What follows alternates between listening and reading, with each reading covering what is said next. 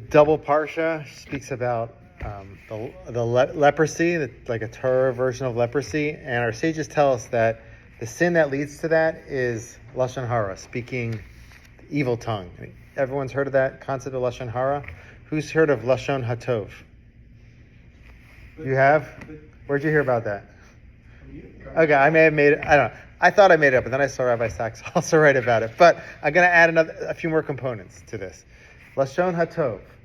We have so much written about the evil tongue. Our sages say that there are different ways to fix sins. Some ways is like what's offered in the commentaries on Lashon Hara on our Parsha. So like to separate yourself, to repent. But another way to fix one's sins is to do the exact opposite of the sin.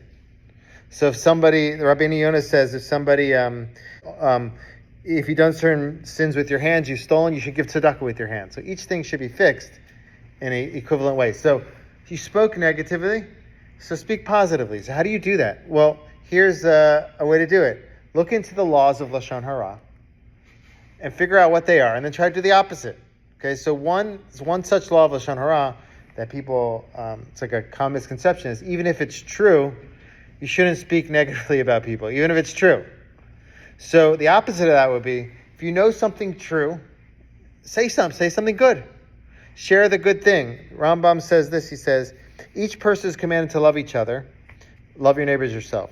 Therefore, one should, how do you do that? One should speak the praises of others and show concern for their money, just as you're concerned for your own money and your own honor. So using your speech to share good things about others, to others, and to the individual who you're thinking about, that's Lashon HaTOV.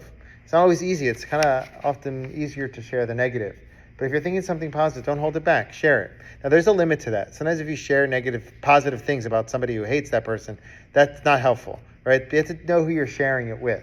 But sharing something positive is Lashon HaTOV. There's two other laws connected to Lashon Hara. There's speaking negatively in a false way. That's called Motzi Shem Ra. Motzi Shem Ra. So let's think about the opposite of that. The opposite would be sometimes you could fudge the truth to bring harmony between people. Aaron Cohen, when people were he saw two people in a fight, the Midrash says, and they were angry at each other. So Aaron will go to one of them and say, I just chatted with the other individual, and they're really regretting what they did wrong. Then he go to the other guy and say, I just chatted with them, and they said that they really regret what's going wrong or what they did wrong. And then eventually those two individuals would come together and they'd embrace.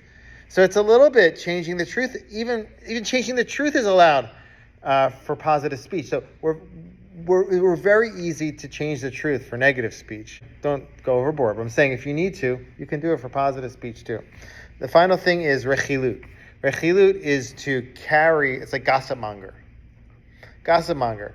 So we can do this in a positive way. It's not just about speaking with individual positive things, but you can speak positive things about people and places and communities among other people. Share the good words. Share your positive message. Share your positive energy. If you're in a group and you're sharing your positive energy, that energy can spread and other people can share positive energy. It feels really good to be around somebody who's sharing good things. It's not easy to do it, but if each of us do it, we can create a more uplifted community and more positive energy for everyone.